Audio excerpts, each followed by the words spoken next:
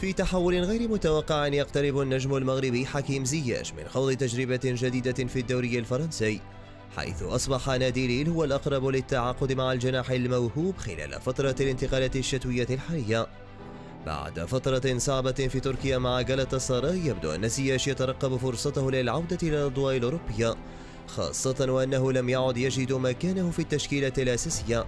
فستكون فرنسا المحطة المقبلة لهذا اللاعب الذي تألق سابقا في دوري الأبطال مع أياكس وأبهر الجميع في الدوري الإنجليزي. الساعات القادمة قد تحمل إجابة حاسمة.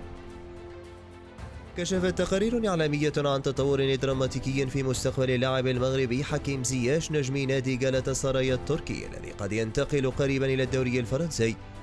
التقارير أشارت إلى أن نادي ليل الفرنسي بات في موقع الصدارة للتعاقد مع الجناح المغربي خلال فترة الانتقالات الشتوية الحالية، في خطوة تهدف لتعزيز خط الهجوم للفريق الفرنسي الطامح لمواصلة المنافسة على المراكز الأوروبية. ويمر اللاعب السابق لنادي تشيلسي الإنجليزي بفترة صعبة في مسيرته الكروية مع جالاتا سراي هذا الموسم، إذ لم يشارك سوى في 5 مباريات بالدوري التركي تحت قيادة المدرب أوكان بوروك.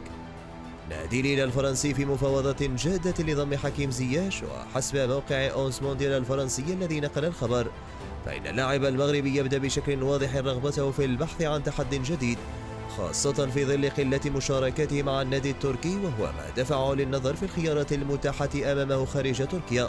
ووفقا للمصدر نفسه، دخل نادي ليل الفرنسي في مفاوضات جادة مع إدارة جالاتا سراي لضم زياش قبل إغلاق نافذة الانتقالات الشتوية الحالية. ومن المتوقع أن يتم الإعلان عن أي تطورات رسمية في الأيام القليلة المقبلة. ويرى محللون رياضيون أن انتقال المغربي حكيم زياش المحتمل إلى ليل قد يشكل إضافة قوية للفريق الفرنسي الذي يسعى لتعزيز صفوفه بلاعب من الطراز العالمي. وتجدر الإشارة إلى أن زياش البالغ من العمر 31 عاما كان قد ارتبط اسمه مؤخرا بالانتقال إلى أندية أخرى مثل النصر الإماراتي وبعض الفرق الإيطالية. ومع ذلك يبدو أن نادي ليل تمكن من قطع شوط كبير في المفاوضات ليقترب من الفوز بخدمات اللاعب المغربي الذي سبق وأن تألق في الدوري الهولندي بقميص أياكس أمستردام، وقضى فترة في الدوري الإنجليزي الممتاز مع نادي تشيلسي.